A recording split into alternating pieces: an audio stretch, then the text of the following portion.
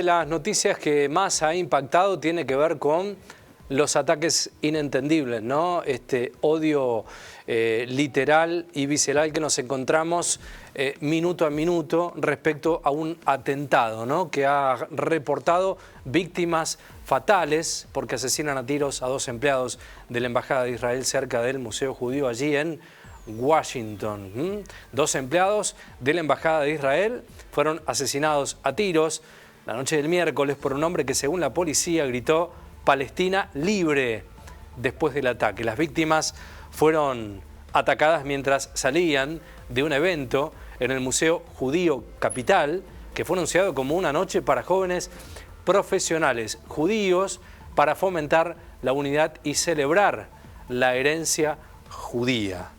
El doctor Pablo Hueve hace un análisis respecto a este brutal atentado a la embajada. Lo escuchamos.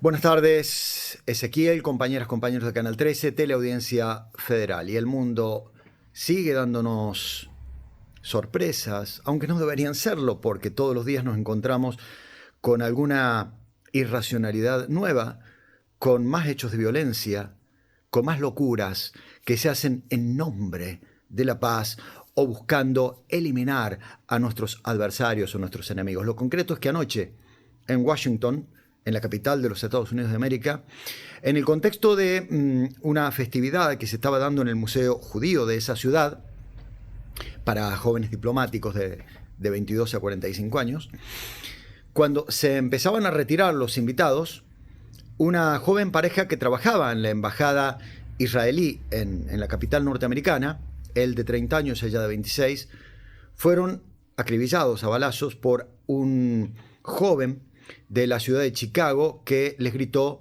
"Viva Palestina". Se intentó meter al museo, pero lo sacaron detenido, lo esposaron y está a disposición de las fuerzas federales de Estados Unidos.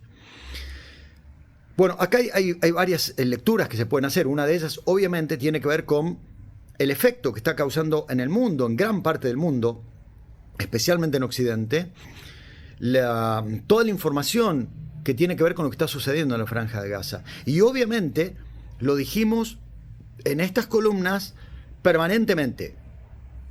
Se está logrando lo que el movimiento Hamas quería lograr, que era generar, tanto por parte de los estados como por parte de cierta prensa, como por parte de la población internacional, una pésima imagen del Estado de Israel y prácticamente buscar aislarlo comercial y políticamente, y en ese contexto hacer aparecer no a la población palestina, sino al movimiento terrorista Hamas casi como los vindicadores, como los que están defendiendo en soledad frente a una autoridad palestina entregada a Israel, como los únicos, repito, que defienden a la causa palestina. En este contexto, no es descabellado pensar que quien actuó de esta manera en contra de los diplomáticos israelíes en Washington lo hizo pensando que estaba defendiendo o apoyando a la causa palestina, cuando lo único que estaba haciendo era incentivar aún más los odios internacionales e internos. ¿Por qué decimos esto?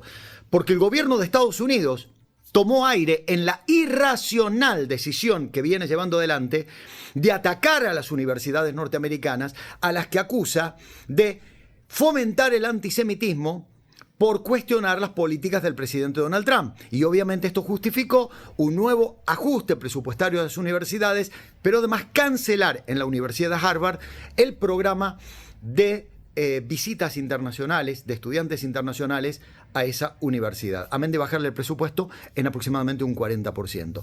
Por el lado de Israel, le dio aire al premier Bibi Netanyahu para decir: ¿ha visto? Todo lo que ustedes están diciendo, cuestionando nuestras acciones en contra del terrorismo, han permitido que las manos del mundo se llenen de sangre con el antisemitismo y el odio en contra de Israel.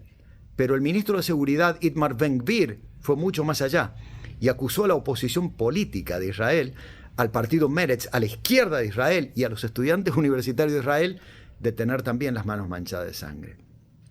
Obviamente que hay que llamar a la reflexión y a la sensatez. Lamentablemente, hechos de este tipo, en los que se mezclan el odio, el antisemitismo, pero también la consecuencia de políticas irracionales en otras partes del mundo, tienen que llamarnos a la reflexión. ¿Cuántos más muertos tendremos que contar en la historia de la humanidad para entender que la paz tiene que dejar de ser una palabra de 3 letras en los libros de texto para pasar a formar parte de la cotidianeidad en la convivencia mundial? Tal vez esté pidiendo demasiado, ¿no?